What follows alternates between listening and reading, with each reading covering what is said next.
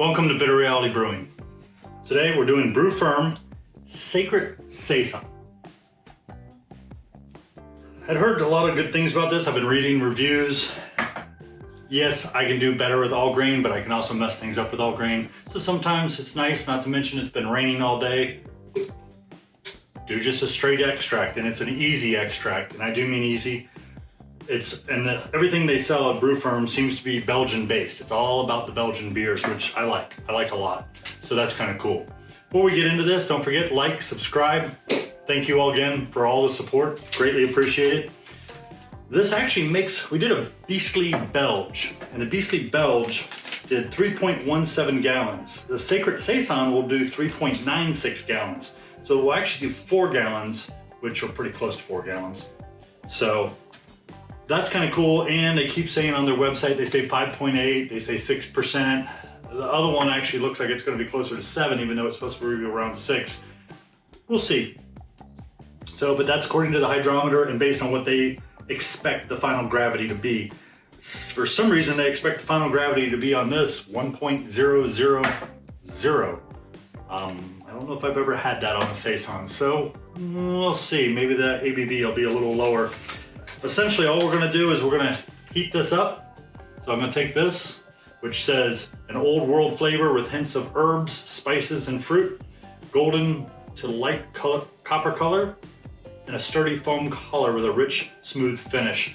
The ingredients is a hopped malt extract, which is primarily wheat malt extract, then barley extract, hop extract, and then of course the yeast. The yeast just says Super Saison. We'll see what that does. It says keep it above 68 Fahrenheit. So I'm debating about putting a fermenter or putting it in room temperature. The Beastly Belge we did required 271 ounces of water or 8 liters.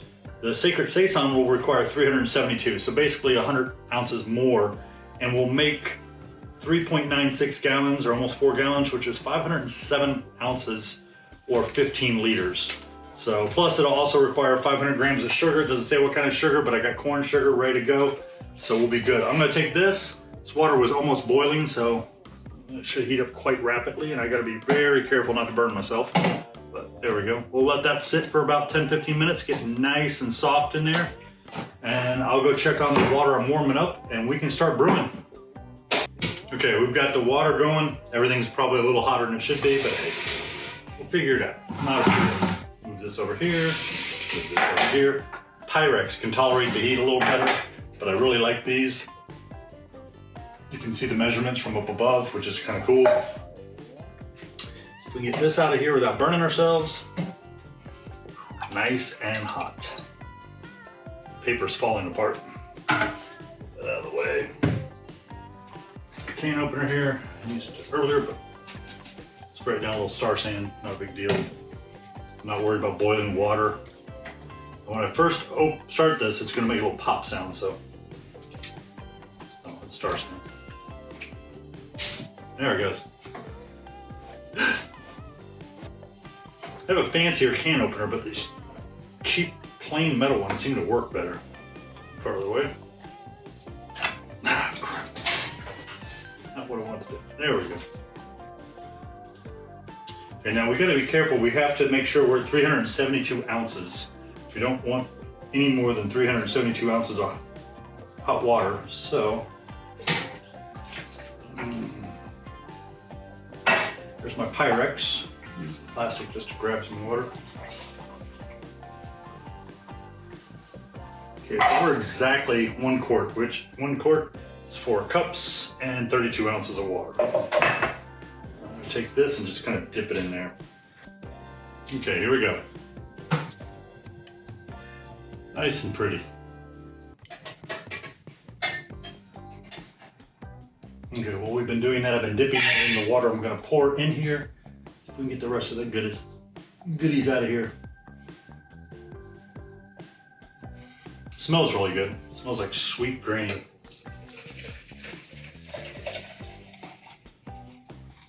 Okay, there's 32 ounces in there. Get a smaller stir spoon, already been sterilized. So we get all the malts out of here. I don't like leaving any behind. Might be why when I did the beastly Belge, my ABV came out a little higher. Maybe they expect you to leave a little behind.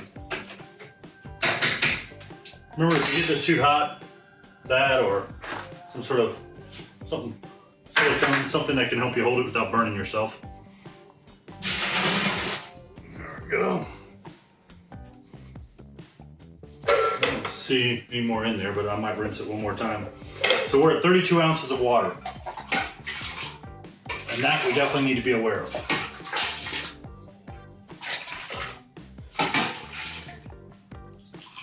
If you buy one of these kits from Brewferm, the only error I found was minor.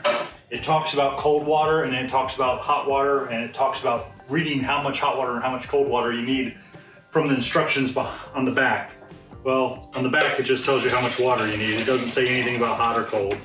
It's just total water. Not a big deal, and if that's their only mistake, then that's pretty good. Okay, my hand is on fire. We're good with that. Let's measure out 500 grams of corn sugar. I keep nice big bags of it. I am using spring water because I figured anybody who's using a Brewferm is probably not going to do distilled and add brewing salts, and I'm going to assume that they took that into account. So, and then sugar, they probably are thinking you're going to use regular sugar. But corn sugar is pretty cheap. You can get it off Amazon. You can get it at your local brew shop. Your brew shop's online. It might be a little more expensive for shipping unless you're buying enough to qualify for some sort of free shipping. It kind of adds up. So local brew shop or maybe Amazon if you can't get it local. Okay, there's 303 grams corn sugar. So we need 197 more. Let's go ahead and see if we can't get that.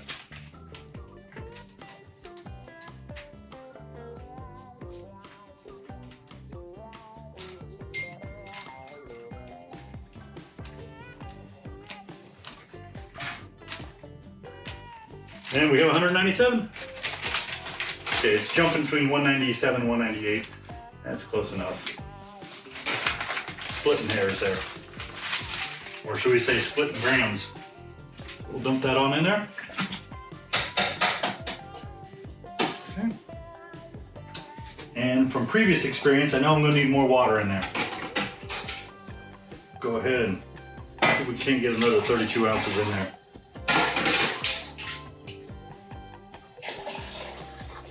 We're at 64 ounces right now, which, like I said, we got to keep track of that. Very important. 96.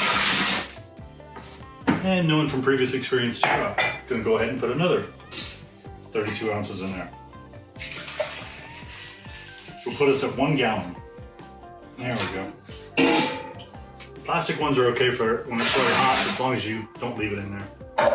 You got corn sugar and a lot of liquid malt, so we want to get that all stirred up nice. And like I said, we're sitting at 128 ounces, which is 1 gallon. If you're not familiar, malt extracts are usually a little darker than your dry or even your all green in that order. My theory is the way they extract the grain and convert it into a liquid malt and reduce the water, it gets a little caramelized, a little more than normal. As long as it tastes good, I'm all good. And I'm a fan of caramel. Okay, so we're sitting at 1 gallon right now. Let's see if we can't get the rest in there. It's another gallon of spring water.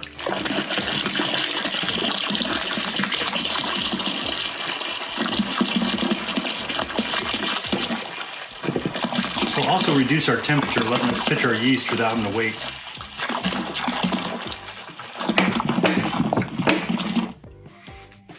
Okay, so we're at 256, and we need to be at 372. So we need 116 more ounces. There's 32 ounces, another 32 ounces.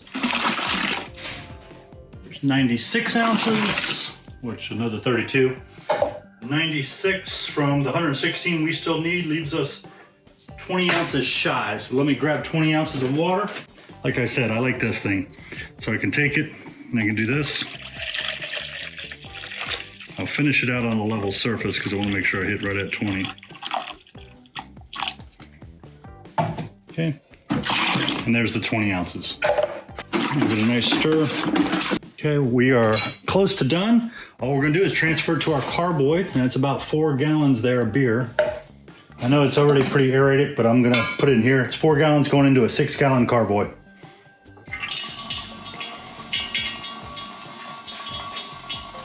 Looking a little lighter in color, which is good. That's what we need. It's not supposed to be dark. Once it ferments too, it'll lighten up a little.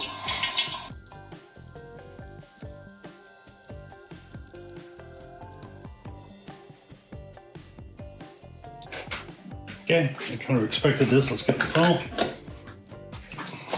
I'll do it so you can see it. Splash it.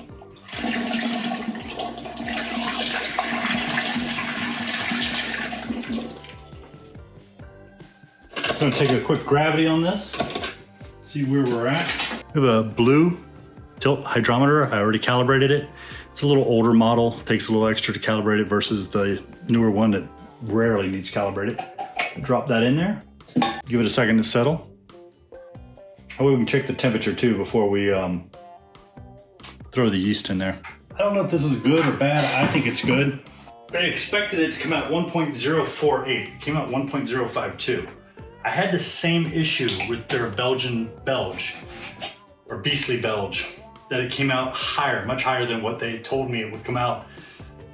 Most of the extracts I've dealt with actually come out a little lower than what they tell you, so that's impressive. I mean, I would rather come out higher than lower, which puts us at about, I believe it was 5.8. Instead, this will be closer to 6.8 if it gets to 1.000, which I doubt. If that happens, I will be very impressed. I doubt it. So we're probably sitting somewhere in the low 6 if I had to guess. But we'll go ahead and I'll pitch the yeast since we're sitting around 78 Fahrenheit, which means we're all good. And it's just called Super Saison, nothing special. And I'm not gonna sit and add it to any kind of water. I'm just gonna drop it on in and rock on.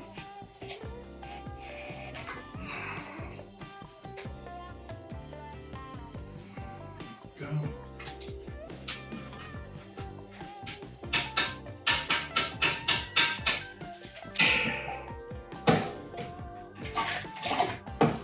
Okay, and we're good. We're rocking and rolling. I am thinking about dropping this at room temp. Wife likes to keep the temperature pretty cold in the middle of the night, early morning, which, you know, in the 70s versus 68, that should be fine. So we'll be good. Thank you again for joining Bitter Reality Brewing. Don't forget, subscribe, like, share, and thank you again for all the great support.